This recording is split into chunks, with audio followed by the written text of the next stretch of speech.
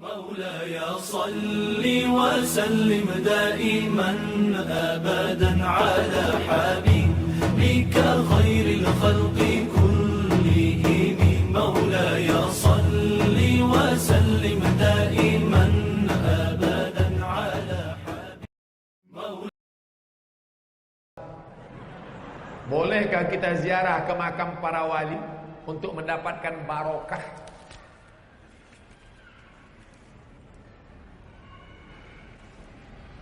Ada barokah Nabi. Makanya Asma binti Abi Bakar mengambil kirbah bekas tempat air minum Nabi, disimpannya di rumah. Kalau anaknya demam, dia tuang air ke dalam, lalu air yang lalu lewat di bekas tempat minum Nabi diminum ke anak. Itu yang disebut dengan ngalap barokah. Ada barokah rambut Nabi. Ketika Khalid bin Walid kehilangan peci, peci saya mana? Peci saya mana? Sahabat yang lain, ngapain kamu nyari peci? Peci banyak jualan di pasar. Bukan masalah pecinya, tapi ada rambut Nabi di dalam. Barokah rambut Nabi. Ada barokah tempat. Kenapa mesti sholat di dekat Ka'bah, Masjidil Haram? Kenapa mesti sholat di Taman Raudhah?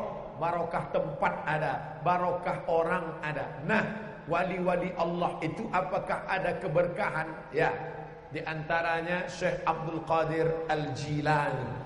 Jadi kalau ada orang bertawassul kepada Allah dengan wali-wali Allah, dalam kitab Al-Mawsu'ah As-Yusufiyah fi Adillatis Sufiyah, ulama dari Damaskus Suriah, orang yang berdoa di makam para wali, tidak menyembah kubur, bukan menjadikan kubur sebagai berhala, tapi mereka bertawassul kepada Allah dengan berkah kedudukan seorang wali di hadapan Allah. Syekh Abdul Qadir Al-Jilani, salah satu wali Allah yang diberikan rekomendasi oleh imam ahli hadis ahli fiqih dari kalangan mazhab Syafi'i, Imam An-Nawawi mengatakan Imam Syekh Abdul Qadir Al-Jilani di antara ulama wali Allah yang diberikan keutamaan-keutamaan. Maka kalau ada orang yang bertawassul kepada Allah, ya Allah, aku memohon kepada Engkau berkat kemuliaan Syekh Abdul Qadir Jailani. Bukan dia meminta kepada manusia.